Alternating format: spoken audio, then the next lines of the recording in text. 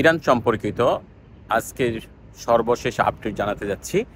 Iran তার প্রতিরক্ষার যেই আকাশ প্রতিরক্ষা যে আছে সেটা সে পুনরায় প্রতিস্থাপন করতে সক্ষম হয়েছে। আমরা ইতিমধ্যে জেনেছি ইসরায়েল তার আক্রমণ দিয়ে ইরানের প্রতিরক্ষা ব্যবস্থা, বিশেষ করে আকাশ প্রতিরক্ষা ব্যবস্থা, ইরানের আকাশ প্রতিরক্ষা ব্যবস্থা ধ্বংস করে দিয়েছিল।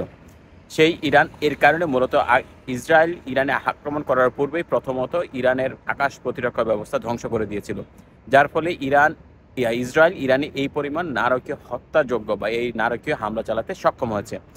তো ইরান এবং ইসরায়েলের মধ্যে ইতিমধ্যে যুদ্ধবিরতি চলছে, সেটা সাময়িক যুদ্ধবিরতি, এটা আমার মনে হয়।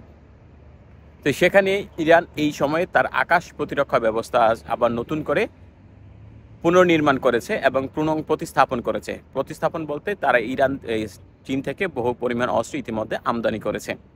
এটা হলো তারা কেন করেছে, হয়তো অনেকে বলতে পারেন কেন করেছে। মূলত ইরান ইসরায়েলকে বিশ্বাস করতে পারে না বা পারতেছে না, কারণ আমরা জানি এবং পৃথিবী বিশ্ব সকল মুসলমানে জানে যে ইসরায়েল যে কথা দিয়ে কথা রাখে না, যার কারণে ইরান এখন আবার নতুন করে যে ইসরায়েল যে কোনো মুহূর্তে তার অভ্যন্তরে হামলা চালাতে পারে, সেই জন্য ইরান তার পূর্ব প্রস্তুতি হিসেবে তার প্রতিরক্ষা ব্যবস্থা আবার নতুন করে পুনঃস্থাপন করেছে। এটা হলো প্রথমত আপডেট।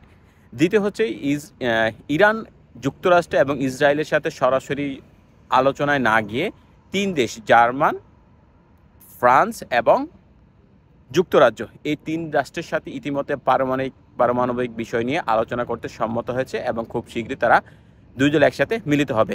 এবং এই যে আলোচনা আছে, আলোচনার মাধ্যমে ইতিমধ্যে বুঝতে পারার কথা যে ইরানের যে পারমাণবিক সক্ষমতা ছিল, যুক্তরাষ্ট্রের প্রেসিডেন্ট ডোনাল্ড ট্রাম্প যে দাবি করেছেন ইরানের যে পারমাণবিক সক্ষমতা 2 বছরের জন্য বা কয়েক বছরের জন্য পিছিয়ে দিয়েছে, আমার কাছে মনে হচ্ছে কথাটি সত্য।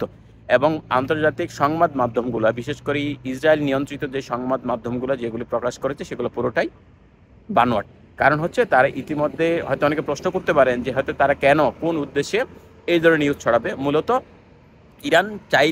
ইসরায়েল যাতে চাইলে যে কোনো মুহূর্তে ইরানে হামলা চালাতে পারে, তার একটা লিগাল লাইসেন্স তারা ইতিমধ্যে ইসরায়েলকে দিতে চেয়েছে, যার কারণে আন্তর্জাতিক সংবাদ মাধ্যমগুলো বারবার প্রকাশ করেছে যে ইরানের পারমাণবিক সক্ষমতা ধ্বংস হয়নি, হয়তো 2-3 মাসের জন্য পিছিয়ে গিয়েছে।